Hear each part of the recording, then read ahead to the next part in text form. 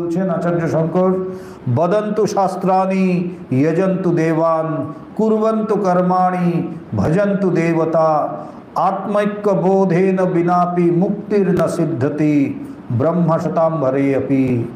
বলছে পুরুষা মানে পুরুষগণ শাস্ত্রাণি বদন্তু শাস্ত্র পাঠ করতে পারে এবং সেই বিষয়ে পাঠ করে বাদানুবাদও করতে পারে।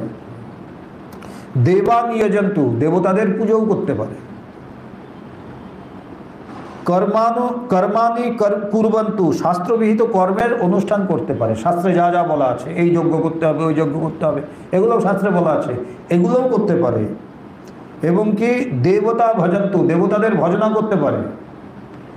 অপি আত্মৈক্য বোধেন বিনা ব্রহ্মের সঙ্গে আত্মার একত্ব বোধ ব্যতীত ব্রহ্ম শতাম্বরে অপি 100 ব্রহ্মার আয়ুষ্কালের মধ্যেও মুক্তি না সিদ্ধতি মুক্তি লাভ হইবে না।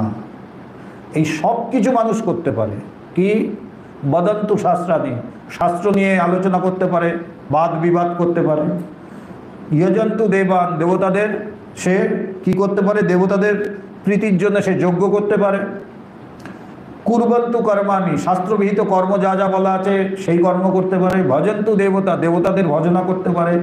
এইগুলো সে কতদিন করতে পারে বলছে, সেই যদি ব্রহ্মার 100 বছর, ব্রহ্মার একদিন হচ্ছে মানুষের কয়েক কোটি বছর। একদিন মানুষের কয়েক কোটি বছর হচ্ছে ব্রহ্মার একদিন। এরকম ব্রহ্মার যদি 100 বছর ধরেও মানুষ এইগুলো করতে থাকে তথাপি সে মুক্তি লাভ করবে না। কখন হবে মুক্তি লাভ? আত্মৈক্য বোধেন, যখন আত্মার আমার যে আত্মা এটাই যে ব্রহ্ম, এই যে আত্মার সাথে ব্রহ্মের ঐক্য সাক্ষাৎকার যতক্ষণ এটা না হচ্ছে ততক্ষণ মুক্তির না সিদ্ধতি মুক্তি লাভের কোনো উপায় নেই। তুমি 1000 যাগযজ্ঞ করতে পারো, তুমি 1000 শাস্ত্র পাঠ করতে পারো, 1000 কর্ম করা যেতে পারে, কিছুতেই কিছু হবে না। তাই এটাতে একদম পরিষ্কার বলে দিচ্ছে মুক্তি লাভের উপায় একমাত্র হচ্ছে নিজেকে ব্রহ্ম হিসেবে জানা। এটাকেই বলা হচ্ছে আত্মজ্ঞান বা ব্রহ্মজ্ঞান, বা সহজ ভাষায় এটাকেই বলা হচ্ছে ঈশ্বর লাভ।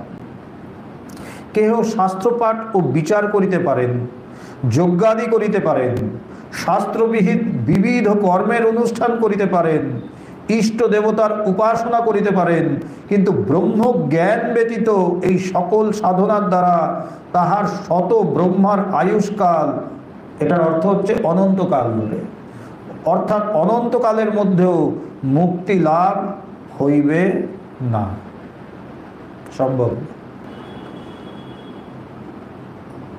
ব্রহ্মের সহিত আত্মার ঐক্যানুভূতি মুক্তি লাভের একমাত্র উপায়। বলছে মুক্তির একমাত্র উপায় কি মুক্তি লাভের? ব্রহ্মের সাথে আত্মার ঐক্যানুভূতি। এখানে ব্রহ্ম এবং আত্মা দুটো শব্দ ব্যবহার করা হলো, এবং কি বলছে এই দুটো যে এক, ব্রহ্ম এবং আত্মার, ব্রহ্মের সাথে আত্মার ঐক্যানুভূতি। তার মানে কিন্তু মোটেই এটা নয় যে ব্রহ্ম একটা জিনিস আত্মা একটা জিনিস এবার দুটো মিশে এক। আমরা এরকমই বুঝি ব্রহ্মের সাথে আত্মার ঐক্যানুভূতি মানে ব্রহ্ম এক জিনিস আত্মা এক জিনিস এবার দুটো মিশে একসাথে হলো, ওটা কোনোটাই না। ব্রহ্মর সাথে আত্মা মানে একটাকেই যেন দুই দেখাচ্ছে।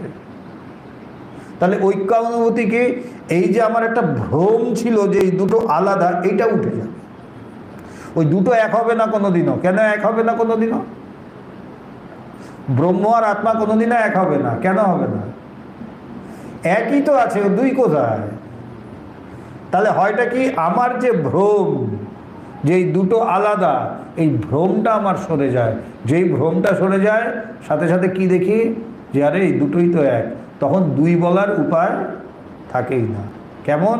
যেমন বলছে পুকুরের জলে একটা লাঠি পড়ে আছে, কি দেখছি জলটা কয় ভাগ? 2 ভাগ,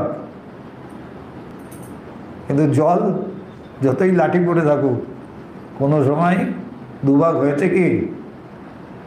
তার এক জল দেখতে গেলে কি করতে হবে? লাঠিটাকে শুধু উঠিয়ে নাও, জলকে এক করতে হবে না, একই ছিল, লাঠিটাকে উঠিয়ে নাও। এই যে ভ্রম, ভ্রমটাকে সরা। তাই আত্মা বা ব্রহ্ম দুটো জল এক হলো না, ও একই ছিল। ওর উপর যদি 1000 লাঠিও ফেলে রাখেন তথাপি জলকে ভাগ করা যাবে কি? যাবে না। ঠিক সেইভাবেই আত্মা বা ব্রহ্ম দুটো আলাদা সত্তা নয়, একই জিনিস,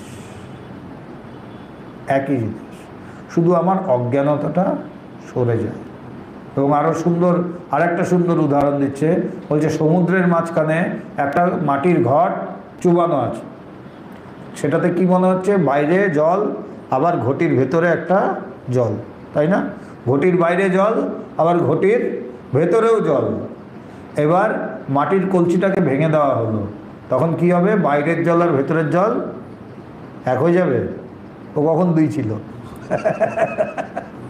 আমরা বলি দুই, এক হয়ে যাবে। ও একই তো ছিল, মনে হচ্ছে দুই, ছিল সবসময় এক। দুই কেন মনে হচ্ছে? ওই যে রূপটার জন্য। ওই রূপটা যেই ভেঙে দেওয়া হলো, তখন আর দুটো এক বলা যাবে না, তখন বলা হবে কি? খুব বেশি বলা গেলে বলা যেতে পারে যা ছিল তাই, যা ছিল তাই। কিন্তু বোঝানোর জন্য বলতে হবে যে দুটো এক হয়ে গেল। ও দুটো ছিলই না, তো এক কিভাবে হবে?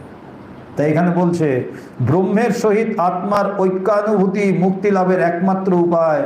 কোনো কর্মের দ্বারাই মুক্তি লাভ সম্ভব নয়, কোনো কর্মের দ্বারা মুক্তি লাভ সম্ভব নয়। যে এই কাজ করলে আমি মুক্ত হব, কোনো কর্মই তোমাকে মুক্তি দিতে পারে না। একমাত্র মুক্তি কে দিতে পারে?